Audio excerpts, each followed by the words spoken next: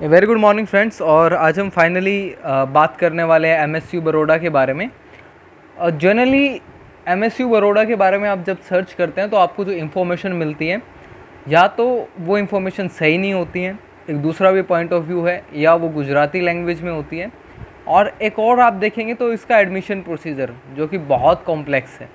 तो इन तीनों की वजह से जो है थोड़ा सा डिले भी हुआ है, क्योंकि मैंने जब अपने टाइम पे मैंने फॉर्म फिल करने की कोशिश की थी तो मैं पूरा जो फॉर्म है वो फिल ही नहीं कर पाया था। मुझे एक्चुअली में समझ नहीं आया था कि इसका एडमिशन प्रोसीजर क्या है, क्या होगा। तो इसलिए थोड़ा सा कॉम्प्लेक्स इसका प्रोसीजर है एमएसयू बड़ौदा का। आई थिंक आपका जीपेट का रिज़ल्ट आज या कल आया है, तो आप एक बार चेक कर लेना। अगर हम बात करें तो ये 1949 में इस्टेब्लिश हुई थी यूनिवर्सिटी, और यहाँ पर एम फार्मा, एमबीए और आपका बी फार्मा तीनों ही हैं, और एक ये स्टेट यूनिवर्सिटी है। और इसके अंडर भी आप देखेंगे बहुत सारे कॉलेज हैं, जैसे बी के मॉडिक कॉलेज है या एलन कॉलेज है, बहुत सारे कॉलेज भी इसके अंडर आते हैं। तो आप एडमिशन के लिए जब जाते हैं तो आप सिर्फ एमएसयू बड़ौदा नहीं देखते हैं, आपका जो आप एग्ज़ाम देंगे या फॉर्म भरेंगे उसके अंडर आपका एमएसयू बड़ौदा में तो एडमिशन होता ही है, इन दूसरी आपके जो कॉलेजेस इनके अंडर आते हैं उसमें भी होता है। एनआरएफ रैंकिंग की बात करें तो वो 24 है, और ये फार्मा की मैं आपको बता रहा हूँ। अगर आप ओवरऑल देखेंगे तो आई थिंक शायद 13 है, तो फार्मा में 24 जो है सीट्स हैं। स्ट्रीम्स की बात करें तो स्ट्रीम जब आप सर्च करते हैं तो सबसे पहले आपको 2-3 गलतियाँ मिलती हैं। वहाँ पर कई जगह आपको हर्बल टेक्नोलॉजी लिखा हुआ मिलता है, लेकिन हर्बल टेक्नोलॉजी में यहाँ पर पीएचडी होती है, आपकी एम फॉर्म नहीं है यहाँ पर। और कई जगह आपको फार्मास्यूटिकल एनालिसिस मिलता है, जो कि एक्चुअल में आपको क्वालिटी एश्योरेंस है। तो आप ये चीज़ कहीं पर भी आप देखें तो आप थोड़ा सा ध्यान रखें। तो फार्माकोलॉजी में आपकी 6 सीटें हैं, फार्मास्यूटिक्स में आपकी 6 सीटें हैं, फार्मास्यूटिकल टेक्नोलॉजी जो कि 12 हैं, जिसमें आपका नोवल ड्रग डिलीवरी सिस्टम वगैरह थोड़ा ज़्यादा फोकस्ड रहता है। और फार्मास्यूटिकल केमिस्ट्री में 6 सीटें हैं, फार्माकोग्नोसी में आपकी 6 सीटें हैं, और फार्मास्यूटिकल क्वालिटी एश्योरेंस में 6 सीटें हैं। और ये मैं सिर्फ बात कर रहा हूँ आपकी एमएसयू बड़ौदा की। इसके अलावा जो अंडर कॉलेज आते हैं मैं उसकी यहाँ पर कोई आपको बात नहीं कर रहा हूँ, क्योंकि बहुत सारे कॉलेज हैं। तो स्पेसिफिकली आप देखें तो यहाँ पर अच्छी सीटें हैं जहाँ पर आपका एडमिशन हो सकता है।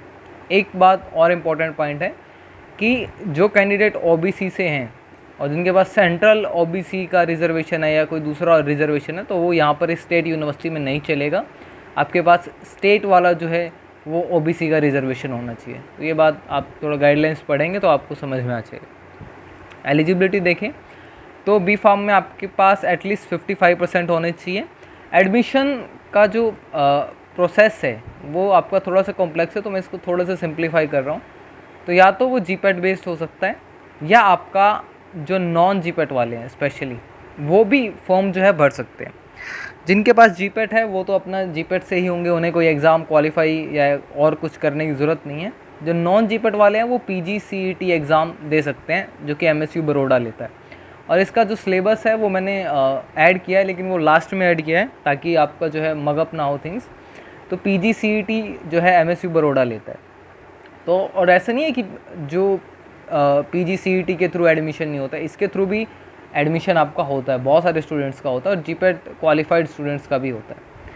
और लेकिन आपका वहीं रहता है कि प्रायोरिटी तो जीपेट क्वालिफाइड को दी जाएगी, लेकिन जो सीटें बचती हैं वो आपको पीजीसीटी क्वालिफाइड कैंडिडेट्स को दी जाती हैं। स्पेशली आप देखेंगे फार्माकोग्नोसी में आपकी सीट्स कुछ जो है वो बचती हैं, फार्माकोलॉजी में भी कई बार सीटें जो हैं बच जाती हैं यहाँ पर। एडमिशन का प्रोसेस पिछली बार तो बहुत लेट तक गया था, आपका सितंबर तक पहुँच गया था। इस बार जून में शायद स्टार्ट हो जाए। आप ये रेगुलर विजिट करते रहें, क्योंकि कोविड के बाद से थोड़ा सा जो एडमिशन की डेट्स हैं वो आगे पीछे हुई है। मोस्टली जल्दी ही निकलने लगा है, लेकिन पहले ये बहुत लेट गया था।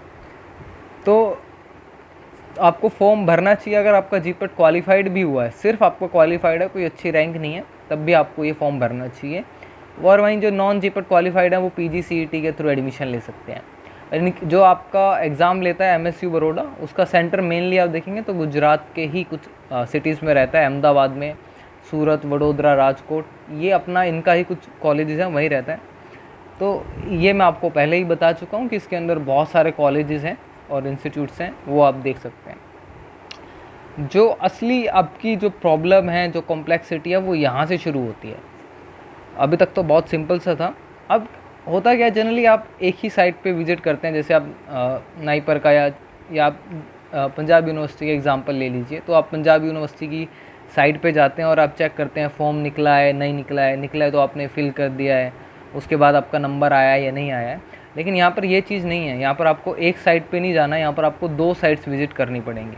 तो ये एक इशू है यहाँ पर। तो एडमिशन जो है वो ACPC के थ्रू होता है। जो ACPC क्या है, इनकी एक एडमिशन कमेटी है फॉर प्रोफेशनल कोर्स। तो वो एडमिशन का प्रोसेस देखती है और आपको 2 वेबसाइट विज़िट करनी पड़ेंगी। एक आपकी ये वेबसाइट है JACPCLDC और एक आपकी ये है आपका GUG ACPC। तो आपको जो ये लास्ट वाली जो सेकंड नंबर वाली ये वेबसाइट है, इस पे आपको जो है रजिस्ट्रेशन करना है। और जो भी आपकी अनाउंसमेंट्स होती हैं, जो आपका मेरिट लिस्ट वगैरह आती हैं, वो आपकी यहाँ पर जो है आपको सब यहाँ पर मिलेगा। जो आपका अलॉटमेंट हुआ है नहीं हुआ है, कट ऑफ क्या है, वो सारी चीज़ें आपको इस पे मिलेंगी। लेकिन आपका रजिस्ट्रेशन यहाँ होगा। तो आप ये एक बार चेक कर लीजिएगा इन दोनों पे, ये जो आपकी वेबसाइट्स हैं, या आप ऑनलाइन जाएंगे तो आपको मिल जाएगा। तो आपको प्रोसेस समझना ज़रूरी है। सेकंड, आपको अब करना क्या है, जो आपकी ये वाली वेबसाइट है www.jugacpc.nic.in, तो आपका रजिस्ट्रेशन यहाँ पर होगा। जैसे ही आपको पता चलेगा कि फॉर्म निकले हैं न्यूज़पेपर से, तो आपको यहाँ रजिस्ट्रेशन करना है, जो आपका रहता है अपलोडिंग डॉक्यूमेंट्स, पेमेंट और कंफर्मेशन ऑफ रजिस्ट्रेशन। तो आपका अभी तक रजिस्ट्रेशन वगैरह हुआ है। उसके बाद जो आगे की प्रोसेस है वो क्या रहेगा, जो आपका ACPC है वो आपको बताएगा कि आपका नंबर मेरिट लिस्ट में आया है या नहीं आया। और मेरिट लिस्ट के आने के बाद जो है आप चॉइसेस जो है फिल करेंगे कि आपको फार्मास्यूटिकल टेक्नोलॉजी में लेना है, सूटिक्स में लेना है, कलौजी में लेना है, कोग्नोसी में लेना है। तो वो उसके बाद शुरू होगा। जनरली ये पहले ही पूछ ली जाती थी आपकी जो प्रेफरेंस है, लेकिन यहाँ पर ये बाद में होता है। तो उसके बाद जो आपका फर्स्ट राउंड जो काउंसलिंग का है वो सारा स्टार्ट होगा। आपकी मेरिट लिस्ट बनेगी दोबारा से, जो भी आपने वो भरा है, आपका प्रायोरिटीज़ भरी हैं, और उसके बाद जो है आपका एडमिशन होगा। तो इसके लिए आपको 2 वेबसाइट पहले तो विज़िट करना है आपको रेगुलरली। और जब तक आपकी ACPC जो यहाँ की एडमिशन कराती है वहाँ पर आपका एडमिशन कंफर्म नहीं होता है, तो आप MSU बड़ौदा में आपको जो है उसकी साइट पर आपको कुछ नहीं मिलने वाला है। तो सबसे पहले आपको यहाँ से देखना पड़ेगा, ACPC की साइट पर आपको सर्च करना पड़ेगा और आपका रजिस्ट्रेशन यहाँ होगा। तो ये बात आपको ध्यान रखना। और इसमें बहुत सारी चीज़ें, आपके इनकम वगैरह वो सब कुछ आपका पूछा जाता है। तो ये थोड़ा सा कॉम्प्लेक्स फॉर्म होता है और थोड़ा टाइम भी लगता है इस फॉर्म को भरने में। और स्पेशली आपको ये पता होना चाहिए कि फॉर्म आउट हुए हैं या नहीं हुए हैं, क्योंकि बहुत कम लोगों को पता लग पाता है कि MSU बड़ौदा के जो है फॉर्म आउट हुए हैं। तो ये आपका कुछ प्रोसेसेस हैं। नेक्स्ट ये सिलेबस है और आई थिंक ये लास्ट स्लाइड होगी। तो इसमें आप देखेंगे नेचुरल प्रोडक्ट्स आपको पढ़ने हैं, जो भी आपका सिलेबस रहता है फार्माकोग्नोसी का, वो सब इसमें इंक्लूड है। एल्कलॉइड्स, ग्लाइकोसाइड, टर्पिनोइड है, स्टैंडर्डाइजेशन है, वो सब फार्माकोलॉजी का आपका कंप्लीट ही है। जितने सिस्टम होते हैं वहीं सब आपका जनरल फार्माकोलॉजी से लेकर मेडिसिनल केमिस्ट्री जो भी आपका सेम है, सार वगैरह आप जो पढ़ते हैं, QSAR, CAD, वो सब है। फार्मास्यूटिक्स नॉर्मली आपका रहेगा, BPC फार्मास्यूटिकल ज्यूरिस्प्रूडेंस है, एनालिसिस है, बायोकेमिस्ट्री, माइक्रोबायोलॉजी और क्लिनिकल फार्मेसी। अगर किसी का ये एग्ज़ाम नहीं हुआ है GPAT और उसने अच्छी प्रिपेयर किया है, तो मैं कह सकता हूँ कि PGCET उसका हो सकता है, क्योंकि चांसेस अच्छे हैं। और आई थिंक कम सिलेबस है, बहुत ज़्यादा चीज़ें नहीं हैं। क्योंकि आप देखेंगे यहाँ पर बायोटेक का आपका कुछ खास नहीं है, पैथोलॉजी का इतना कुछ ज़्यादा नहीं पूछते हैं। और अगर आप देखेंगे जिसने 60 के अराउंड मार्क्स स्कोर किए हैं, 60 से 65 के अराउंड, तो उसको एडमिशन मेनली मिलने के चांसेस यहाँ पर हो जाते हैं PGCET में। और किसी ने अच्छा प्रिपेयर किया है GPAT के लिए और नहीं हुआ है, तो इसका मतलब ये नहीं है कि सब कुछ ख़त्म हो जाता है। बहुत सारी स्टेट यूनिवर्सिटीज़ हैं, जैसे तेलंगाना जो है वो भी अपना कुछ एग्ज़ाम कंडक्ट कराता है, आंध्र प्रदेश है वो भी कुछ अपना एग्ज़ाम लेता है एडमिशन के लिए। डिफरेंट यूनिवर्सिटीज़ अपना एग्ज़ाम लेती हैं, जैसे मैंने सागर यूनिवर्सिटी के बारे में डाला है, वो भी अपना एग्ज़ाम लेती हैं, MDU अपना एग्ज़ाम लेती हैं। तो इसका मतलब ये नहीं है कि आपके लिए सब कुछ ख़त्म हो जाता है कि आप अगर आपका GPAT नहीं होता है तो। इसके साथ साथ मैंने दूसरे एग्ज़ाम के लिए भी डाला है कि आप गेट B दे सकते हैं, गेट दे सकते हैं, उसके थ्रू आप M Pharma से भी अच्छे कोर्स में एडमिशन ले सकते हैं। अगर आपको ज़्यादा ही रहना है तो आप MTech फार्मास्यूटिकल बायोटेक्नोलॉजी में भी एडमिशन ले सकते हैं इनसे। तो मैं इन दोनों को भी बहुत बार एक्सप्लेन कर चुका हूँ। MBA के लिए भी आपके पास करीब करीब 10 एग्ज़ाम्स होते हैं जो आप दे सकते हैं, जिससे आपका MBA में एडमिशन हो सकता है। और बहुत सारे कॉलेजेस भी अपना जो है वो लेते हैं, जैसे बिट स्टैट लेते हैं बिट्स में जाने के लिए। तो आपका GPAT नहीं है तो आप इसके थ्रू भी जा सकते हैं। तो ये रिज़ल्ट आया तो मैं तभी थोड़ा सा बता रहा हूँ आपको। तो ये सारी चीज़ें आपकी रहती हैं कि आपने अगर पढ़ा है तो आपको ज़्यादा दिक्कत नहीं आने वाली है। और आप देखेंगे ज़्यादा पेपर टफ़ भी नहीं है, क्योंकि मैंने बहुत पहले पेपर देखा था तो इतना टफ़ पेपर नहीं था जो PGCET का है। वो नॉर्मल एक पेपर था कि आप कर सकते हैं। तो एटलीस्ट होने वाला पेपर है, लेकिन आपको जो दिक्कत आ सकती थी वो आ सकती थी आपके जो है एडमिशन प्रोसेस पे, जो कि कॉम्प्लेक्स है।